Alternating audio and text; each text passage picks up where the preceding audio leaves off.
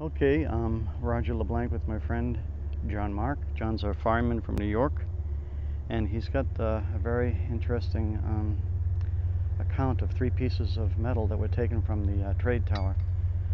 John, you want to talk about them?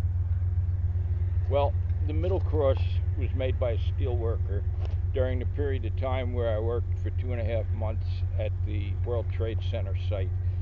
And as you can see, these two are bent steel. This one happened to be straight. But I had about a half a dozen of these made and gave them to widows of firemen that I knew that were killed. 50 of my friends were murdered that day. I stopped counting at 50 because I just would have went insane had I keep counting.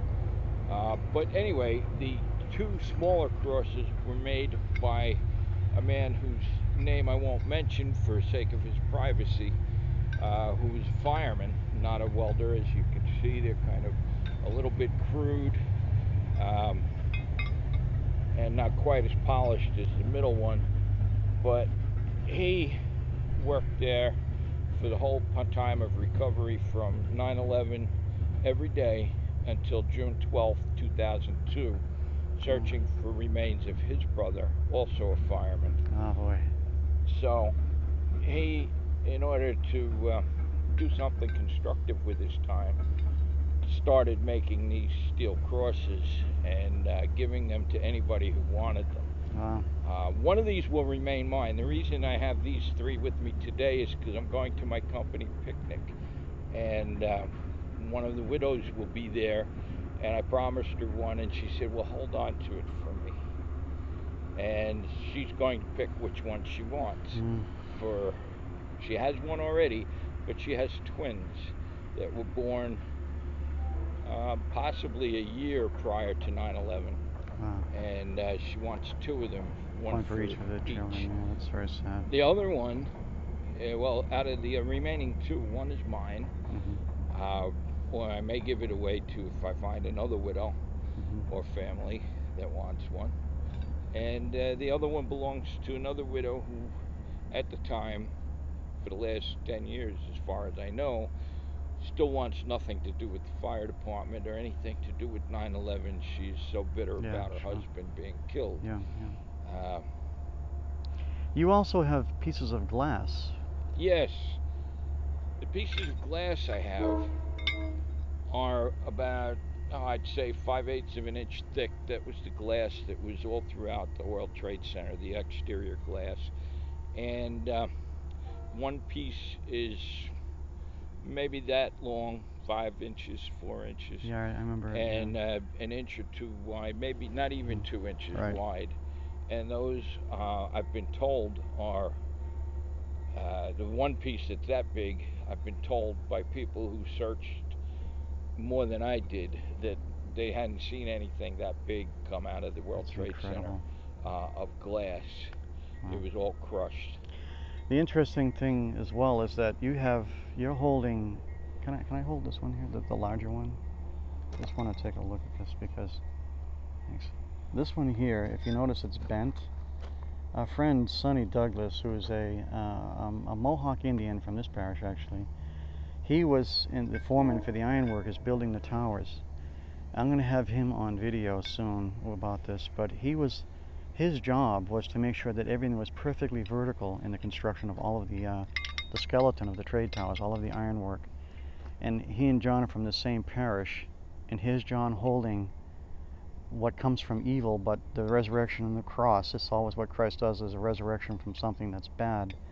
And his Sonny, who was the one who had made sure that everything went up vertical. So yeah, it's an amazing and tragic story, and John suffered an awful lot about that. You also have you suffer from some ailments as well from this event, but yeah, it's a very tragic.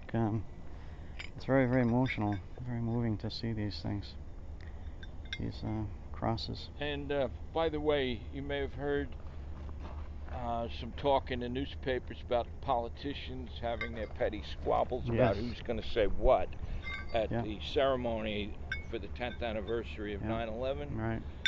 I say to them, just stay away from the Fireman's Monument at 100th Street, because politicians are specifically not invited to the Fireman's Monument. The firemen run a ceremony there wherein we also pray. First off, it starts with a prayer Mm-hmm. and ends with a prayer. Yeah. As opposed to the World Trade Center, where our illustrious mayor says there'll be no prayer, and our governor says God, there'll be no prayer. they are at war because with we God. might offend someone. How about offending God?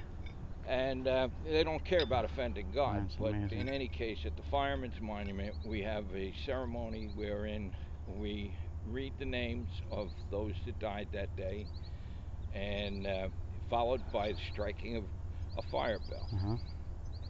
And it's a very beautiful, solemn, Yeah. quiet ceremony. Yeah. There's 1,000 people there, several, maybe even 1,000 firemen and a bunch of other people, but Mm-hmm.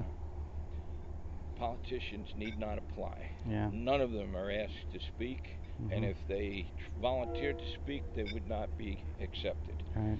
I don't care if he's the president. It's an anti-God and it's an anti-God society now, and a pro-death culture, like the Holy Father warned about. John, there's a little story behind your beard as well, because John's very pro-life, of course, naturally. But maybe you can mention a little story behind your beard. I'm sorry, what? There's a little story about you have your beard. Oh. Yeah. Yes. I'm sorry, it might take up a little time, but That's I all was right. in Bible study and I found out about how people consecrated their bodies, their whole body, or part of their body, and it goes back to Numbers chapter 6, Yeah. and we were studying that. And then I realized that John the Baptist, Samson, and others in the Bible, many others actually, consecrated themselves for a time or for a purpose. Yeah. And mostly, like our priests and religious, Yeah. consecrate themselves for Right. life, Right. and actually forever. Priest is Mm-hmm. Yes. priest Yeah, forever. it's a sacerdotal change. And this I've consecrated for a time. I was very new to the pro-life movement, and I felt that we hadn't done anything in the 30-some years since Roe versus Wade. It seemed like we lost everything. And I said, well, what can I do? Nothing. So I consecrated my beard. I can't deal with the long hair, otherwise I'd be like, You'd be like John the Baptist. I don't want to see you out here with a camel skin eating locusts and honey, John. I'm out on the locusts and honey. I like my food. You can't get this way eating locusts and honey, I'll tell you that for sure. But I am not shaving my beard until Roe versus Wade is no longer the law of the land. That's good.